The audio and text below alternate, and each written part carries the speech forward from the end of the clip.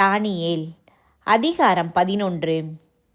ஆனால் நான் மேதியனான தாரியுவின் முதல் ஆண்டிலிருந்தே அவனை திடப்படுத்தவும் உறுதிப்படுத்தவும் அவனுக்கு அருகில் நின்றேன். இப்பொழுது நான் உனக்கு உண்மையை வெளிப்படுத்துகிறேன். இதோ, இன்னும் 3 மன்னர்கள் பாரசீகத்தில் அரியணை ஏறுவார்கள். 4ஆம் அரசன் மற்ற எல்லாரையும் விட பெரும் செல்வம் படைத்தவனாய் இருப்பான். அவன் தன் செல்வத்தால் வலிமை பெற்ற பிறகு கிரேக்க அரசுக்கு எதிராக எல்லாரையும் தூண்டி எழுப்புவான். பிறகு வலிமைமிக்க அரசன் ஒருவன் தோன்றி மிகுதியான ஆற்றலோடு அரசாண்டு தான் விரும்பியதையெல்லாம் செய்வான். அவன் உயர்நிலை அடைந்த பின் அவனது அரசு சிதைக்க பெற்று வானத்தின் 4 திசைகளிலும் பிரிக்கப்படும். ஆயினும் அது அவனுடைய வழிமரபினருக்கு தரப்படாது. அவனது ஆட்சி காலத்தில் இருந்த வலிமையும் அதற்கு இராது. ஏனெனில் அவர்களிடமிருந்து அவனுடைய அரசு பறிக்கப்பட்டு வேறு சிலருக்கு பிரித்து கொடுக்கப்படும். பின்பு தென்திசை மன்னன் வலிமை பெறுவான். ஆயினும் அவனுடைய படைத்தலைவர்களுள் ஒருவன் அவனை விட வலிமை பெற்று ஆட்சி செய்வான். அவனது அரசும் மிக பெரியதாய் விளங்கும். சில ஆண்டுகள் சென்றபின் அவர்கள் ஓர் உடன்படிக்கை செய்து கொள்வார்கள். இந்த சமாதான உறவை உறுதிப்படுத்த தென்திசை மன்னனின் மகள் வடதிசை மன்னனிடம் வந்து சேர்வாள். ஆனால் அவளது செல்வாக்கு நீடிக்காது. அவனும் அவனது வழிமரபும் அற்றுப்போவார்கள். அவளும் அவளை அழைத்து வந்தவரும் அவளை பெற்றவனும் அவளை கைப்பிடித்தவனும் கைவிடப்படுவார்கள். அந்நாள்களில் அவளுடைய வேர்களிலிருந்து அவனது இடத்தில் ஒரு முளை தோன்றும். அவ்வாறு தோன்றுபவன் பெரும் படையுடன் வந்து வடதிசை மன்னனின் கோட்டைக்குள் புகுந்து அவர்களை தாக்கி முறியடிப்பான். அவர்களுடைய தெய்வங்களையும் சிலைகளையும் விலை உயர்ந்த வெள்ளி பொன் பாத்திரங்களையும் எகிப்துக்கு கொண்டு போவான். சில காலத்திற்கு வடதிசை மன்னன் மேல் படையெடுக்காமல் இருப்பான். பின்பு வடதிசை மன்னன் தென்திசை மன்னனது நாட்டின் மேல் படையெடுத்து வருவான். ஆனால் அவன் தன் நாட்டுக்கு திரும்பி செல்ல வேண்டியிருக்கும். பிறகு அவனுடைய மைந்தர்கள் திரளான வலிமை மிக்க படையை திரட்டி கொண்டு வருவார்கள். அவர்கள் பெருவெள்ளம் போல திடீரென பாய்ந்து வந்து மீண்டும் தென்னவனின் கோட்டை வரை சென்று போரிடுவார்கள். அப்பொழுது தென்திசை மன்னன் வெகுண்டெழுந்து புறப்பட்டு போய் வடதிசை மன்னனோடு போரிடுவான். வடநாட்டான் பெரியதொரு படை திரட்டியிருந்தும் அப்படை பகைவன் கையில் அகப்படும். அப்படையை சிறைப்பிடித்ததால் தென்னவன் உள்ளம் இருமாப்பும் கொள்ளும். 10,000 பேரை அவன் வீழ்த்துவான். ஆயினும் அவன் முழு வெற்றி அடைய மாட்டான். ஏனெனில் வடதிசை மன்னன் முன்னதை விட பெரிய படையை மீண்டும் திரட்டுவான். சில ஆண்டுகளுக்கு பிறகு அவன் திடீரென பெரிய படையோடும் மிகுந்த தளவாடங்களோடும் தாக்க வருவான்.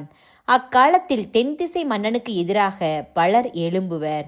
உன் சொந்த இனத்தாரின் மக்களுள் வன்முறையில் ஈடுபடுகிறவர்களும் காட்சியை நிறைவேற்றும்படி எழும்புவார்கள். ஆனால் அவர்கள் தோல்வியுறுவார்கள். வடதிசை மன்னன் வந்து முற்றுகையிட்டு நன்கு அரண் செய்யப்பட்ட நகரத்தை கைப்பற்றுவான். தென்னக படைகள் எதிர்க்க வலிமையற்று போகும்.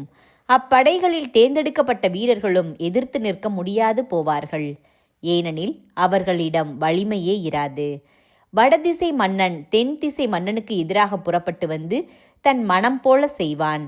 அவனை எதிர்த்து நிற்பவன் எவனும் இல்லை. சிறப்புமிக்க நாட்டினுள் நுழைந்து அது முழுவதையும் தன் ஆட்சிக்கு உட்படுத்துவான். அவன் முழு அரசின் வலிமையோடு படையெடுக்க திட்டமிடுவான். ஆகவே தென்திசை மன்னனோடு நட்பு கொண்டாடுவது போல நடித்து அவனை வஞ்சகமாய் ஒழித்து கட்டும்படி தன் புதல்வியருள் ஒருத்தியை அவனுக்கு மனம் செய்து கொடுப்பான். ஆனால் அவன் நினைத்தது நிறைவேறாது. அந்த நாடும் அவனுக்கு சொந்தமாகாது. பிறகு அவன் தன் கவனத்தை கடலோர நாடுகள் மேல் திருப்பி அவற்றுள் பலவற்றை பிடிப்பான். ஆனால் படைத்தலைவன் ஒருவன் அவன் திமிரை அடக்கி அத்திமிர் அவனையே அழிக்கும்படி செய்வான். ஆகையால் அவன் தன் சொந்த நாட்டின் கோட்டைக்குள் திரும்பிவிட முடிவு செய்வான். ஆனால் அவன் தடுமாறி விழுந்து அடையாளமின்றி அழிந்து போவான். நாட்டின் செழிப்பான பகுதிகளுக்கு வரி வசூலிப்பவனை அனுப்பும் வேறொருவன் அவனுக்கு பதிலாக தோன்றுவான். அவன் எவரது சினத்தின் காரணமாகவோ போர் முனையிலோ சாகாமல் தானே மடிந்து போவான். அவனது இடத்தில் இழிந்தவன் ஒருவன் எழும்புவான். அவனுக்கு எவ்வித அரசுரிமையும் கிடையாது. ஆயினும் எதிர்பாராத நேரத்தில் வந்து முக புகழ்ச்சியால் அரசை கைப்பற்றி கொள்வான். அவனை எதிர்த்து போர் புரியும் படை தோல்வியடைந்து நசுக்கப்படும். அவ்வாறே உடன்படிக்கை செய்து கொண்ட தலைவனும் ஒழிக்கப்படுவான். உடன்படிக்கை செய்து கொண்ட பிறகும் அவன் வஞ்சகமாய் நடந்து கொள்வான். அவன் குடிமக்கள் சிலரே ஆயினும் அவன் வலிமை பெற்று விளங்குவான்.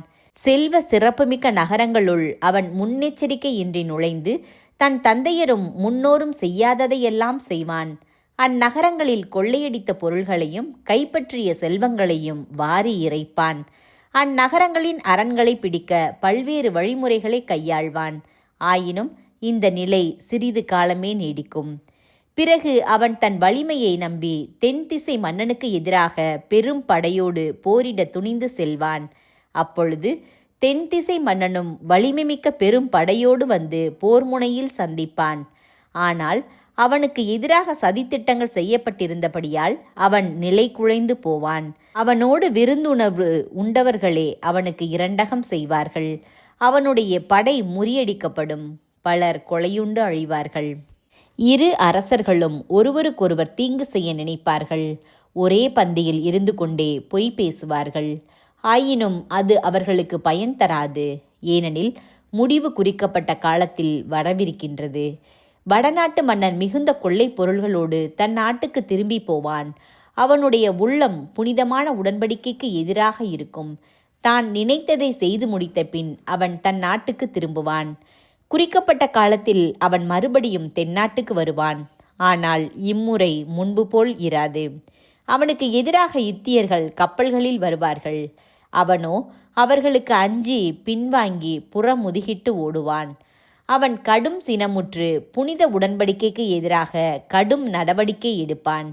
மீண்டும் வந்து புனித உடன்படிக்கையை கைவிட்டவர்கள் மேல் தன் கவனத்தை திருப்புவான். அவனுடைய படை வீரர்கள் வந்து திருக்கோவிலையும் கோட்டையையும் தீட்டுப்படுத்தி அன்றாட பழியை நிறுத்திவிட்டு நடுங்க வைக்கும் தீட்டை அங்கே அமைப்பார்கள். உடன்படிக்கையை மீறுகிறவர்களை அவன் பசப்பு மொழிகளால் தன் பக்கம் ஈர்ப்பான். ஆனால் தங்கள் கடவுளை அறிந்திருக்கும் மக்கள் திடம் கொண்டு செயலில் இறங்குவார்கள். ஞானமுள்ள பலர் மக்களுக்கு அறிவூட்டுவார்கள். சில காலம் அவர்கள் வாளாலும் நெருப்பாலும் சிறை தண்டனையாலும் கொள்ளையினாலும் மடிவார்கள். அவர்கள் வீழ்ச்சியுறும்போது அவர்களுக்கு உதவி செய்ய ஒரு சிலர் இருப்பர். ஆயினும் அவர்களது துணைக்கு வருபவர் தன்னல நோக்குடனே உதவி செய்வர். ஞானிகள் சிலர் கொல்லப்படுவர். இதன் மூலம் மக்கள் புடம் போடப்பட்டு தூய்மைப்படுத்தப்பட்டு வெண்மையாக்கப் பெறுவர். இறுதியாக குறிக்கப்பட்ட முடிவு காலம் வரும். அரசன் தன் மனம் போன போக்கில் நடந்து கொள்வான். அவன் தன்னையே உயர்த்தி கொள்வான். எல்லா தெய்வத்திற்கும் மேலாக தன்னையே பெருமைப்படுத்தி கொண்டு தெய்வங்களுக்கெல்லாம் இறைவனானவருக்கே எதிராக பழி சொற்களை பேசுவான். இறைவனின் சினம் நிறைவேறும் நாள் வரும் வரை அவன் வாழ்க்கை வளம் பெறும். ஏனெனில் குறிக்கப்பட்டது நடந்தேற வேண்டும். அவன் தன் தந்தையர் வழிபட்ட தெய்வங்களையோ பெண்கள் விரும்பும் வேறெந்த தெய்வத்தையோ பொருட்படுத்தாமல் அவற்றிற்கெல்லாம் மேலாக தன்னையே உயர்த்தி கொள்வான். அவற்றிற்கு பதிலாக அரண்களின் தெய்வத்தை மட்டும் வணங்குவான். தன் தந்தையர் அறிந்திராத அந்த தெய்வத்தை அவன் பொன்னாலும் வெள்ளியாலும் மாணிக்க கல்லாலும் விலை உயர்ந்த பொருள்களாலும் பெருமைப்படுத்தி வழிபடுவான்.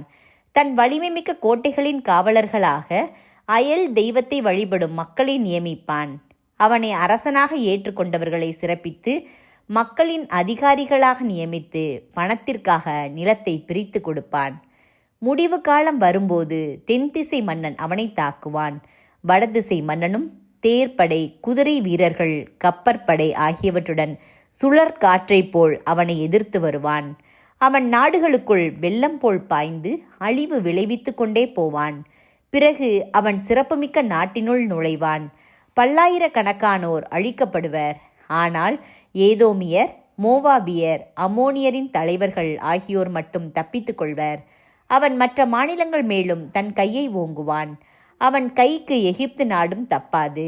அங்குள்ள பொன், வெள்ளி முதலிய செல்வங்களையும் விலை உயர்ந்த எல்லா பொருள்களையும் கைப்பற்றி கொள்வான். லிபியரும் எத்தியோப்பியரும் அவன் பின்னே செல்வார்கள். ஆனால் கிழக்கிலும் வடக்கிலும் இருந்து வரும் செய்திகள் அவனை கலங்க செய்யும். பலரை கொன்றளிப்பதற்கு அவன் பெரும் சீற்றத்துடன் புறப்பட்டு செல்வான். பிறகு கடலுக்கும் மாட்சிமிகு திருமலைக்கும் இடையே தன் அரச கூடாரங்களை அமைப்பான். ஆயினும் உதவி செய்வார் யாருமின்றி அவன் தன் முடிவை காண்பான்.